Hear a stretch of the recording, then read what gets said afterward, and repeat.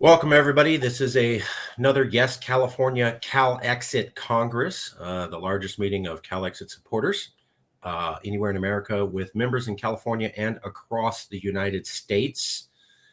Today, we will be covering a couple basic issues. Where is Jason Wright? What was his history? Roe v. Wade ignites Calexit again.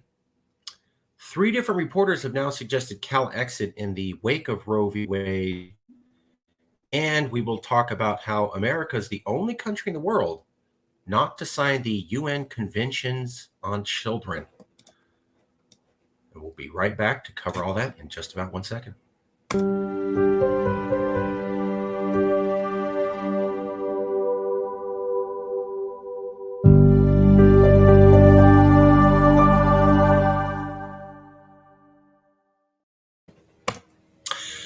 Jason Wright is not here today. Give me 1 second.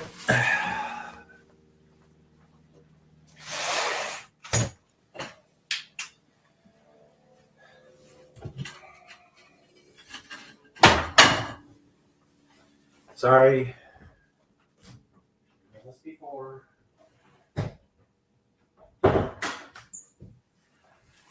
Okay, everything was nice and quiet until the plane flew by. Anyways, Jason is not here today.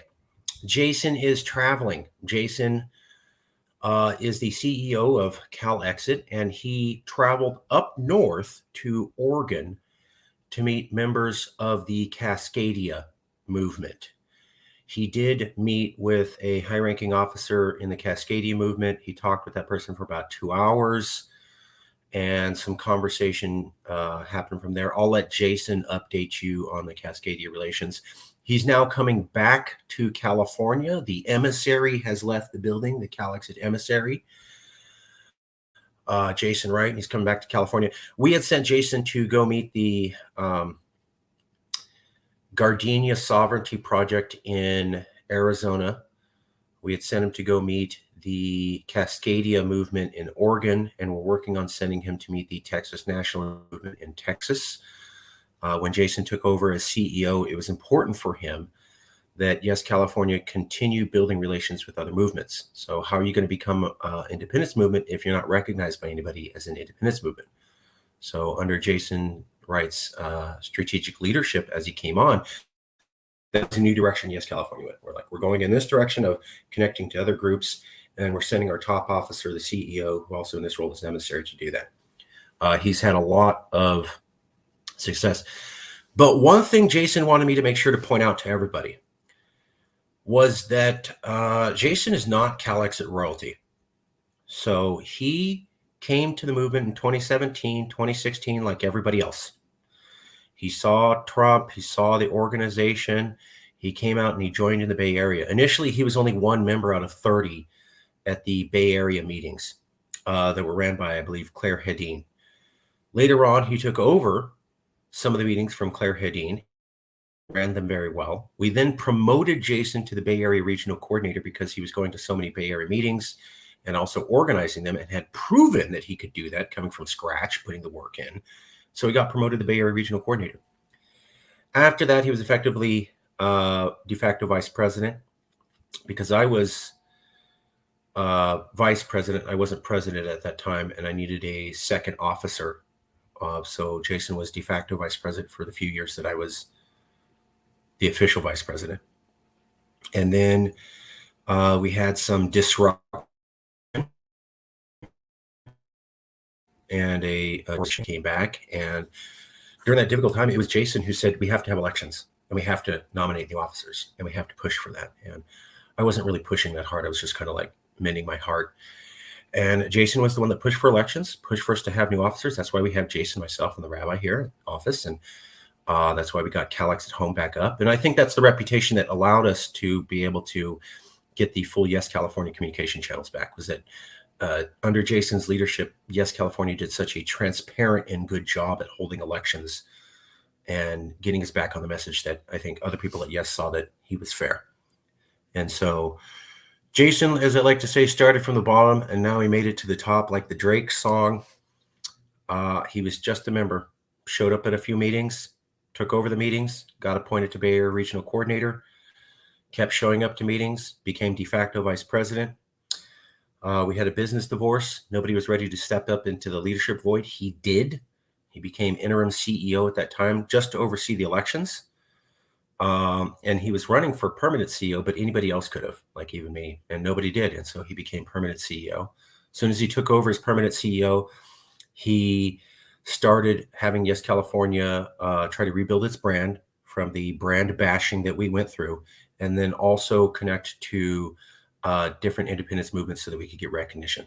And it was all underneath Jason's leadership. Started from the bottom, made it to the top. Thank you, Jason. That's why he's not here today. Moving on. Roe v. Wade, as we predicted, ignites Calexit again.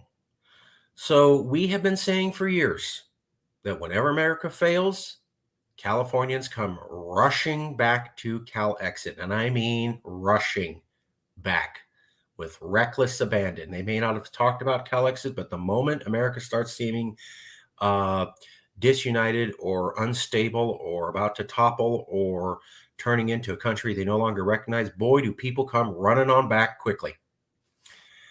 In fact, we now have 3 different reporters who have suggested that Calexit in the wake of Roe v. Wade should lead to secession. Give me 1 second to pull all that up.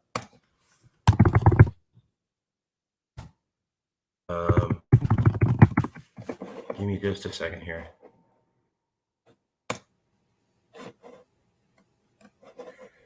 Welcome.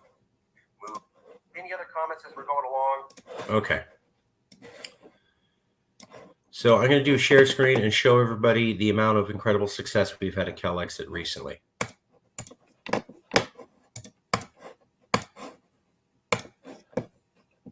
Okay, so if you type in California secede on Google and this week, you're going to see 3 results. The San Francisco Chronicle, California has 2 choices in these dark times, lead or secede. Joe Matthews, a famous California reporter with 30 years experience, well known in California policy circles. California needs to prepare to secede from the nation. And then another article by Tom Elias. Tom Elias is a well-known commentator. He's the guy that started the original, I think, 2002 recall of the governor. He's exposed a few other things, very well-known in policy circles. And he too said, will abortion decision revive Calexit? By the way, this article in San Francisco Chronicle is by the top-ranking editor of the San Francisco Chronicle. I think it's Joe Garofalo. So you have top reporter Joe Garofalo with 30 years policy experience. Top reporter Joe Matthews, well known in California for policy. He wrote California Crack Up, which was one of the most in-depth books on California policy. So he's exceptionally well known in California policy. And Tom Elias, a established columnist with decades of experience and respect in California news. And all 3 of them are this week saying, hey, Roe v. Wade happened. Let's secede. Exactly as we predicted. Here's the first one. Will the abortion decision revive Calexit by Tom Elias? There's Yes California. We're still here. CFC is not. That part's wrong. But the rest of the article is great. After Supreme Court decision, does California need an independence clock by Joe Matthews? There you go. Time to think about secession and leaving. Finally, I know it's a paywall, but let me show you the title bar. California's 2 choices, Joe Garofalo. There you go. Let me show you one more time. And Joe Garofalo is the top person running the SF Chronicle. Joe Matthews is well known in California policy circles. Tom Elias is super well established. And all 3 of them are saying basically, let's Calexit. They are not alone. So this week, Jason and I covered this. So you can watch this show. So many people backing Calexit on Twitter. We covered an article where there was just tons of people saying, let's Calexit, let's Calexit. Again, we've never met any of these people. This article, this show goes on for half an hour. There you go. You might be able to see, like, there's about 30 people who are talking about Calexit. And if you can see those red boxes, there's about 7 out of the 30. If you see the red boxes, The red boxes are people saying, I remember the original Calexit movement and I never forgot and I want it back. And then the rest of them are people saying, let's go to Calexit. We've never heard or met any of these people. So why are people who we've never met, 30 of them, talking about Calexit and using our talking points we have no contact with?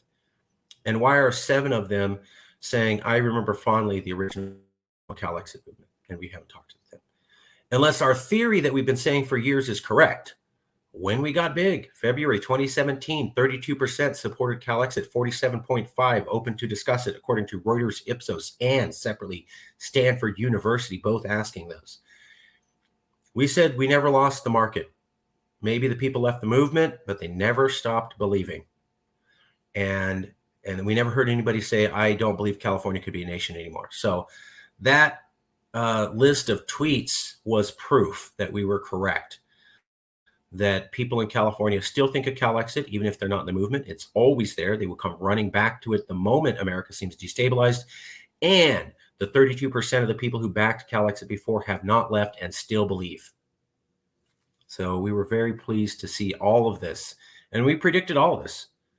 When America is destabilized, people come running right back to Calexit. Okay, Brett Pike is a California Congress member, and he sent this to me. We sent out a Roe v. Wade study package to everybody, which included those articles talking about Calexit, information on how people are talking about civil war, and information on that show that showed people were coming to Calexit on Twitter.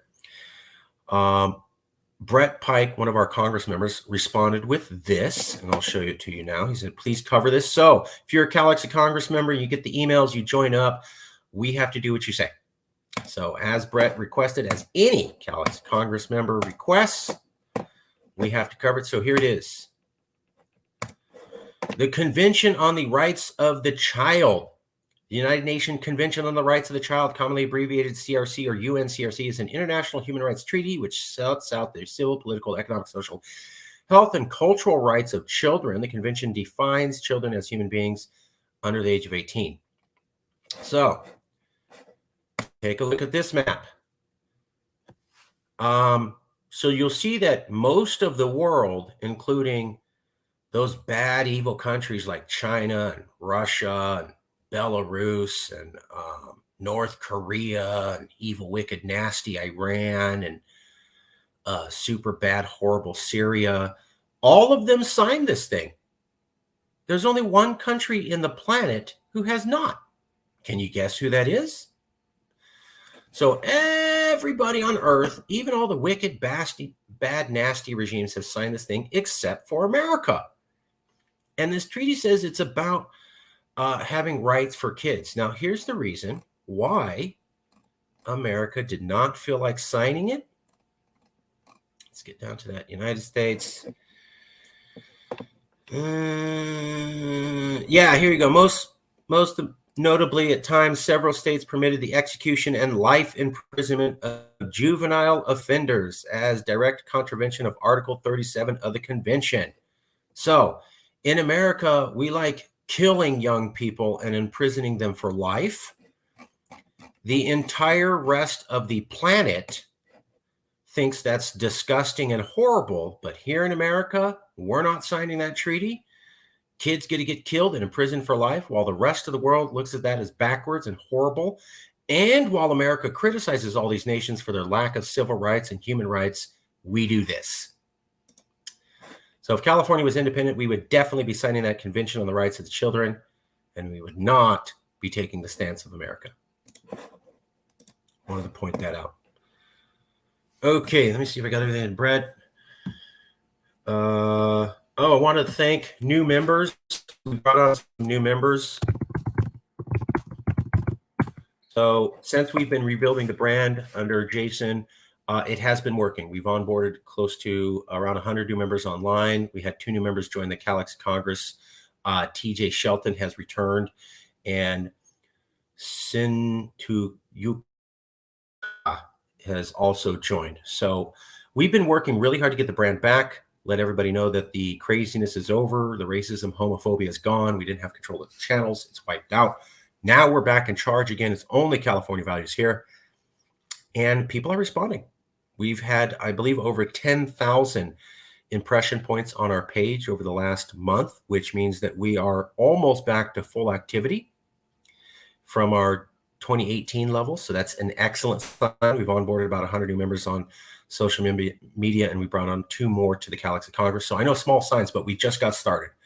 And Jason has been exceptionally militant about trying to rebuild the brand and let everybody know that whatever nastiness you saw in that was not us and that was somebody else, and that person is gone and will never, ever, ever, ever be returning. So it seems to be working.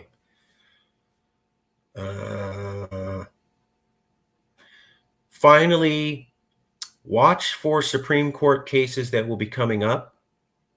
We're trying to look into this more. We want to have a show where we provide information to the public.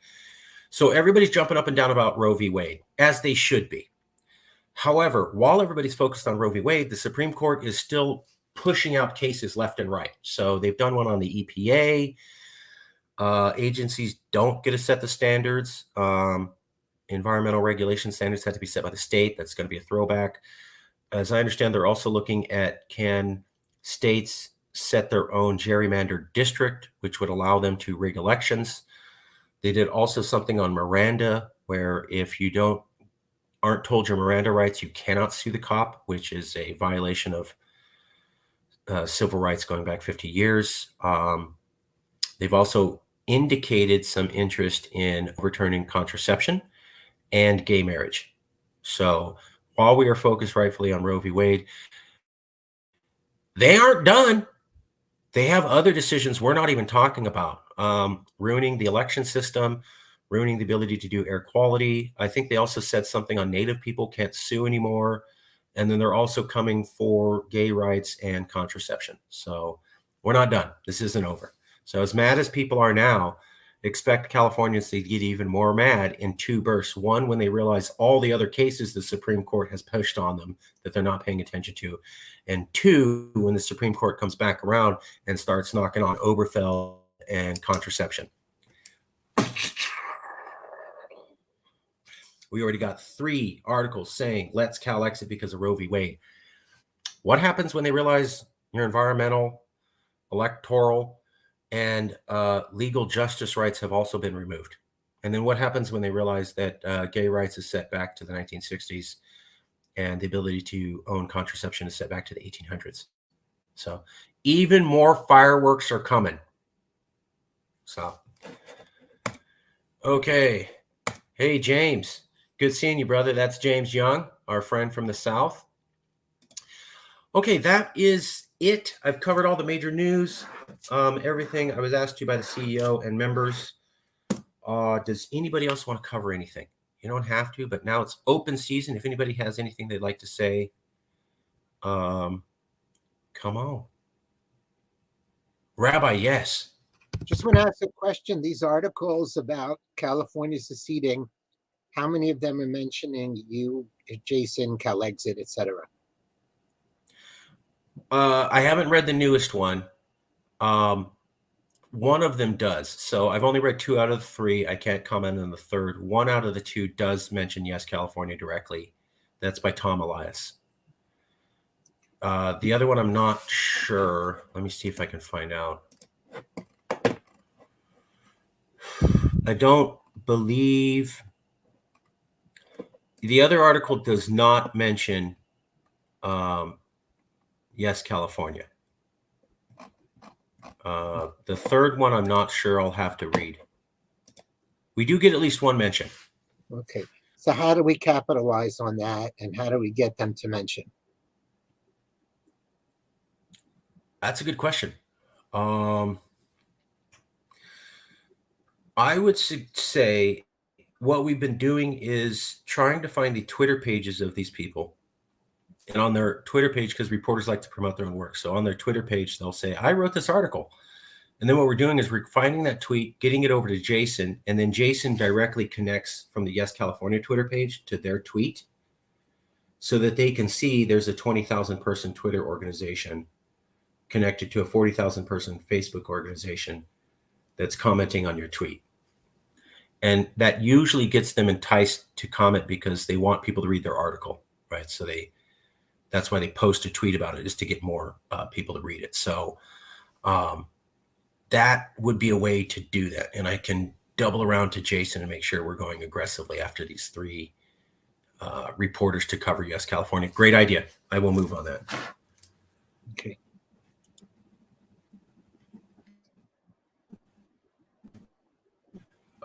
Yeah, that's a good one. And again, I don't think we're done. I think there's going to be more articles. There's been 3 saying, hey, Roe v. Wade, let's Calexit. As people get more pissed off, and as the juvenile solutions to fix the Supreme Court are struck down in real time, I think more people will get upset. So liberals have this way of not accepting the way the legal system works and just saying, we'll fight. And it's only when their fight is crushed do they seem to come down to reality. So I'm seeing people saying, well, we signed a petition to get rid of Clarence Thomas. That doesn't mean anything. And AOC saying, well, we'll fire a Supreme Court justice for lying. That's not going to happen. So they got to get rid of all these silly ideas that nothing's ever going to happen from them before they're able to accept reality of this is the actual legal system and this is how it works. Tough. You should have known this the whole time, by the way. And I'm saying that as a fellow progressive. So I think even more articles are going to come out on Calexit as liberals realize there's no way out of this. You're stuck in the Constitution, as we've been warning you for 4 years here at Yes California. So the only way out of this is a constitutional convention, or you're somehow going to get all of Congress to agree and actually do a thing they haven't done in 20 years called pass a law. I mean, that's why we're having this fight, is because America no longer works. They can't pass constitutional amendments. They can't pass laws. They can't actually get the Congress to do anything. So everybody's fighting over these judicial and regulatory bodies as a way of forcing their regulations onto the states they don't want, because everybody's given up and nobody believes they can actually pass any laws in Congress as it is designed to do. So James, poverty is hard. Your mom was crying because I'm really sorry to hear that, sir. I'm really sorry to hear that. Yeah, we're spending a lot of money on foreign wars and not a lot of money on our own. My favorite thing was when they talked about the baby shortage formula here in America. And Joe Biden's like, I don't know how it happened. And then someone pulled up an article showing how we shipped a bunch of baby formula to Ukraine, which, hey, support Ukraine. But did you think about your own people? Seems like you didn't. So, yeah, and inflation's going up. Gas prices are going up. And the president doesn't have any real workable plan to deal with those issues. So it's going to get pretty bad. It's going to get pretty bad. I think the sign for everybody to take is that this is a sign of collapse. So everybody said Trump was incompetent, right? Biden's hella incompetent. I think Trump's a racist. I don't think Biden is necessarily. But if you're pulling your emotions out and you're looking at this just passionately, the fact is that America has picked bumbling idiot right after bumbling idiot. So we've gone super incompetent president after another super incompetent president. I got to tell you, if you're not looking at this as team red, team blue, horrible sign for the stability of the U.S. when we elected a dipshit and then we elected another dip.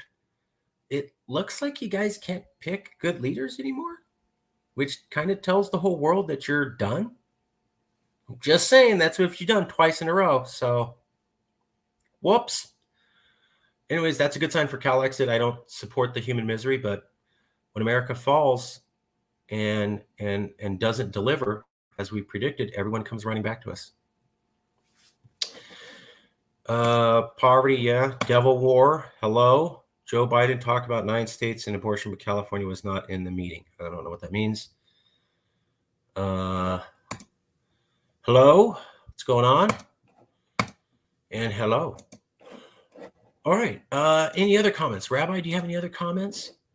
Do you want to cover anything, sir? No, sir. Thank you. Okay. Well, then I'm going to do... Oh, I'm sorry. I know you can hunt and fish, James. But yeah, a lot of people can't. I can hunt and fish, but not everybody can. So I get it. I'm a liberal, but I grew up in the Central Valley, which is pretty country. I had to learn how to clean fish and shoot and all that stuff, but a lot of people don't. Devil War, we will not be starving this 4th of July because that's tomorrow, and the food shortages are going to hit in a few months. So right now, the food prices are just up 40%. In a few months, there'll be starvation. But not yet. So enjoy those hot dogs because you can. Oh, that reminds me. Jason Wright, the CEO, asked one request for everybody. On this secession day, July 4th, because this is where America seceded from the governing body it was part of illegally. Let's remember that America illegally seceded from Great Britain. There was no legal process for American to leave Great Britain, and it just said, we're going to do it anyways. So we want to celebrate America's example of illegal secession. That's what July 4th is. So think about that. You're celebrating secession illegally and violently. We're for legal, peaceful secession, but hey, America's going to have us have a holiday where we celebrate illegal and violent secession. Just saying. Not what we do here, yes, but just pointing that out. Jason said he's asking everybody to only fly California flags on July 4th and not American flags. Because the secession movement in America did exist and it was violent and illegal, and that's not what our movement's about. So think about that for July 4th. That is it for me. It's a short meeting. Sometimes these meetings go long. I also like to have them occasionally go super short. So we are done. And we'll have some more National Divorce Raw videos coming out. Please check those out. A lot of talk about Civil War. A lot of talk about Calexit. And we did a show recently on National Divorce Talk Raw where we showed how California might actually start the next Civil War for this reason. So the Civil War started because the fugitive slave laws were not enforced by the North. And the South was upset about that. That they would lose slaves and they couldn't go get them from the North and have them returned. And that's what eroded the trust in the Constitution and 10 years later led to the Civil War. Well, this week, California has said that they are not going to cooperate with any state or the federal government on anything they say about Roe v. Wade. We will totally do our own thing, and we will not cooperate with the laws of other states. So that's called comity, meaning that I have a law and you have a law, but you have to respect my law as a state and I have to respect your law. And that's how 50 states live together in a union. So in the Civil War, they did not respect comity. They did not respect comity, meaning the South said, hey, we passed these federal laws for fugitive slaves, which, yes, slavery's horrible and wrong and evil and wicked and nasty and horrible, and I'm glad it's gone. At the same time, Constitution at the time said slavery was completely legal. Fact. The South said, since the Constitution says it's completely legal, we passed this law called the Fugitive Slave Law, which is in line with the Constitution, and you have to give us our slaves. The North said, no, we're not doing it. So they did not follow comity. That set the ground for shooting at each other in the Civil War. This week, California, our governor, issued a statement with 2 other states saying they will not follow comity with other states regarding Roe v. Wade. So that is the exact same legal mechanism that eventually led to the Civil War, and it was pushed by California this week. Just saying. All right, well, that's it. We'll see you soon. Enjoy your secession day, and keep lookout for people talking about Calexit because we have like a 3 or 30,000% increase in the amount of mentions recently. And get ready for even more explosions as more rights are taken away and Californians come to be aware of them as we move to midterms where we expect Republicans to win and for Californians to finally really truly lose it and fully break off. All coming soon. We'll see you soon. See you next week. Thanks, everybody.